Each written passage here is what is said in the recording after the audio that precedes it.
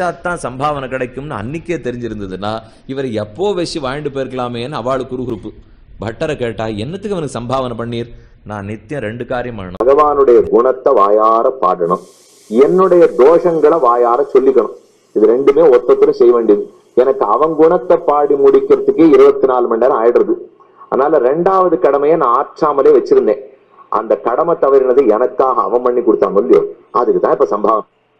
என்ன நாம் பண்ண விட்டது அவர் பண்ணாரே, என் தோஷத்தை நான் சொல்லிட்டு இருக்கணும். நான் சொல்ல முடியல, பொழுது இல்லை. பெருமாள் குணத்தை சொல்றதுக்கே பொழுது போற மாட்டேங்கிறது. அதனால எனக்காக என் செயலை செய்தான்னு சொன்னால் அப்ப நட்சத்திர நமக்கும் வைராக்கியம் வந்துடுத்து அப்படின்னு அர்த்தம் பட்டருக்கு வரும். நமக்கு வந்துட போறது அவ்வளவு சுலபத்திலே. அதனால கடைசி பட்சம் இவ்வளவு தூரம்லாம் கூட நல்லெண்ணெய் வர வேண்டாம். வச்சுட்டே இருக்கார் ஒருத்தர்னா ஆக்ரோஷமா திரும்ப வெய்யத்தையான்னு தவிர்த்துக்கணும். ஆட்டமே வெய்யட்டமே. இப்ப நேர ஒருத்தர் நம்மளை பார்த்து இப்படி ஒரு அம்பை விடுறார், நகர்ந்துட்டோம், எங்கேயோ போறது, நகர்ந்துட்டு தப்பிச்சோன்னு சந்தோஷப்படுவோம் இல்லையோ.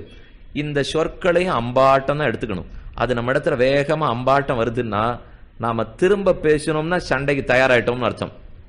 அப்ப நம்ம முகத்தை நகத்தின்னு தப்பிச்சுக்கல, மறுபடியும் சண்டை ஆரம்பிச்சிட போறோம். ஆரம்பிச்சுட்டா எத்தனை நாள் போடணும்னு நமக்கு தெரியாது. அதே பதிலுக்கு வசவு பாடாது இருந்துட்டோம், அப்ப நகர்ந்துண்டு திருப்தியா சண்டையை தவிர்த்துட்டோம்னு அர்த்தம். மட்டையடி ஆட்டம் ஆடுற முடியும். 11 பேர் ஒரு பக்கத்துக்கு, ஒரு 2 பேர், ஒருத்தர் வந்து பந்த போட போறார், ஒருத்தர் 2 மட்டையை கையில பிடிச்சிருக்கார், அங்க ஒருத்தர் இங்க ஒருத்தர், அவருக்கு பின்னாடி இந்த 3 குச்சிக்கு நடுவில் பின்னாடி பிடிக்கிறதுக்குன்னு ஒருத்தர் காத்துட்டு இருக்கார். இதுல சில விதிமுறைகள் உண்டு. எந்த பந்து வந்தாலும் ஓங்கி 4க்கு தான் அடிக்கணும்னு அடிச்சிருந்தா பிடிச்சுன்னு போடுவோம். 10 பந்துக்கு மேலே இவன் நிற்கவே முடியாது. எந்த பந்தை விட்டுடணும்னு தெரியணும், எந்த பந்தை அடிக்கணும்னு தெரியணும். அது இந்த தலைக்கு மேல பந்து வீசுவாளோ இல்லையோ, எங்கேயானு மட்டையை கொண்டு போய் அதுல வச்சோம், கண்டிப்பா பந்து அதுல பட்டு கைக்கு போயே சேர்ந்துரும். இந்த தலைக்கு மேலையும் வலது குச்சிக்கு நேர வர்ற பந்தையும் எப்படி விடுறதுக்கு எவனுக்கு தெரியாதோ அவன் தான் சிறந்த ஆட்டக்காரன். அதே போல ஒருத்தர் நம்மளை வைய வராருன்னு வச்சுங்க, எதுக்கு பதில் சொல்லணும், எதுக்கு பதில் சொல்லக்கூடாதுன்னு தெரியணும். எல்லாத்துக்கும் பதில் சொல்லிட்டே இருந்தா சாமர்த்தியக்காரன் அர்த்தம் அல்ல. மௌனமா இருந்து ஜெயிக்கிறதுக்கு எத்தனை சந்தர்ப்பம் உண்டு. அதனால அப்பப்ப மௌனத்தை பழக்கமும் படுத்திக்கணும். பேசி பேசி பேசியே காலத்தை கழிச்சிருந்தோம்னா பேச வேண்டிய இடத்துல பேசணும். கண்ட இடத்துலையும் பேசியிருந்தோம்னு வச்சுங்க, இவருக்கு இதே வேலை, எப்போ பார்த்தாலும் இப்படிதான் குறுக்கு குறுக்கு பேசிகிட்டே இருப்ப, நமக்கு மதிப்பே கிடைக்காது போடும். குறைச்சலா பேச பேச உலகம் மதிக்கும். தலையை ஆட்டிண்டு பேசாம இருந்து விட்டீங்கன்னா உலகம் மதிக்கும். அதை விட்டுட்டு எல்லாத்துக்கும் ஒருத்தரை பார்த்தோம், பார்த்தோன்னும் குடும்பம் யாரும், தாயாரு, தந்தை யாரு, இவாரா அவாரா, பார்த்தவா எல்லாரும் இது இத்தனையும் கேட்டுட்டு தான் நம்ம காரியம் நடத்தணும்னா வாழ்க்கை ஓடவே ஓடாது. அவர் ஆரோ அவர், நாரோ நான், என் காரியத்தை பார்க்கறதுக்கே எனக்கு பொழுது போக மாட்டேங்கிறது. அதனால இருப்பதற்குள் மௌனத்தை சாதித்து ரகசியமா அர்த்தங்களை பண்ணிட்டு போனோம்னா வாழ்க்கையை ரசிக்கும். இன்னார் இணையார்னு சில பேர் பந்துக்களை பத்தி பேசியே காலத்தில் விடுவா. இது நாத்தனாருக்கு, ஓரகத்திக்கு, மருமாளுக்கு, மாமியாருக்கு, இன்னாருக்கு இன்னார்னு சொல்லி முடிக்கிறதுக்குள்ளே அதுவும் நம்ம பேசிட்டு இருக்கிறச்சே அவ இதை தெரிஞ்சுட்டா தான் விடுவேன்வா. நம்ம எவ்வளவு தூரம் பிரயத்தனப்படுறது. எத்தனை பேருடைய ஓர்படிக்கு, நாத்தனாருக்கு, மாமியாருக்கு, மச்சனாரு நம்மால தெரிஞ்சுக்க முடியுமா? போற ஒத்தொத்த இடத்துல இத்தனை சொல்லிட்டு இருக்கானே சில பேருக்கு ஆசை. இந்த உறவத்தனை சொல்லத்தினால எந்த லாபமும் இல்லை. அதை விட அவர் எந்த புஸ்தகத்தை படிச்சிருந்தான்னு சொல்லியிருந்தா பிரயோஜனமான உண்டு. நானும் 2 தெரிஞ்சுக்கலாம், அவர்கள் 2 தெரிஞ்சுக்கலாம். ஆகையால் மௌனம் காக்க வேண்டிய இடத்தில் காத்து தேவையற்ற பேச்சுக்களை தவிர்த்து விட வேண்டும். அதுவும் ஒருத்தர் வசவு பாடுறாருன்னா திருப்பி வைவதுங்கிறத வைத்தே கொள்ளக்கூடாது.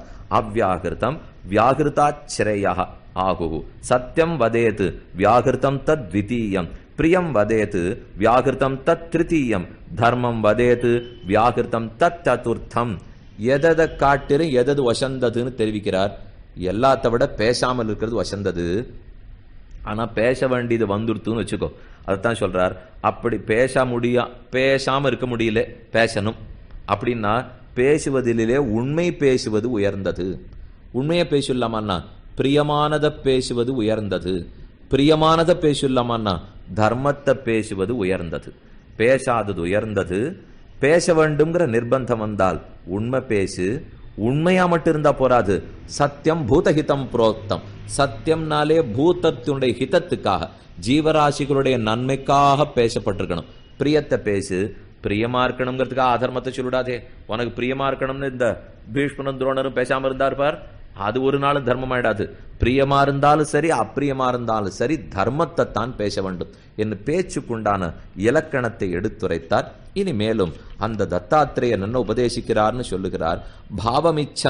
பாவமிச்சதி சர்வஸ்ய நாபாவே குருதே மனஹ சத்யவாதி மிருதுர்தாந்தஹ யஸ்ஸ உத்தம புருஷஹ. இவன்தான் புருஷர்களுக்குள்ள உத்தமன், ஆத்மாக்களுக்குள்ள மிகச்சிறந்தவன். பாவமிச்சதி சர்வஸ்ய, லோகத்துல மொத்த பேரும் மங்களமா இருக்கணும்னு ஆசைப்படுறான். இந்த எண்ணத்தை நாம வளர்த்துனுட்டோமா? பாட்டு சொல்லச்சே மட்டும் பல்லாண்டு பல்லாண்டு சொல்லி முடிக்கும்போது அடியார்கள் வாழ, அரங்கநகர் வாழ, சடகோபன் தந்தமிழ் நூல் வாழ, கடல் சூழ்ந்த மண்ணுலகம் வாழ, இப்படின்னு அண்ணா பிரார்த்திச்சிருவோம். கடல் சூழ்ந்த மண்ணுலகம் வாழ, இது நம்முடைய பிரார்த்தனை. நம்ம ஹிந்து தர்மம் சனாதன தர்மம்னாலே எப்பவும் எல்லாரும் வாழணும்னு பிரார்த்திச்சுப்போம். இது நம்முடைய பிரார்த்தனையில எப்பவும் இப்படிதான் இருக்கும். நீங்கள் இல்லை என்றால் நான் இல்லை என்ற ஒரு தத்துவத்திற்கு போன வருடம் நீங்க பார்வையாளர்களாக 1 கோடியை தந்தமைக்கு நன்றி கூறி, மீண்டும் அடுத்த தெய்வீக இறை அருட்பகுதியில் உங்களை தெளிவு பார்க்கும் வரை உங்களுக்காக தினமும் உங்கள் வாழ்நாளில் சிறக்க வேண்டும் என்பதற்காக தினமும் இறைவனை பிரார்த்தித்துக் கொண்டிருக்கும் முருகனடியார்கள் சீனிவாசன் விஸ்வநாதன். வணக்கம். வெற்றிவேல் முருகனுக்கு அரோகரா, வள்ளிமலால் கரோகரா, கச்சியம்பை சண்முகனுக்கு அரோகரா.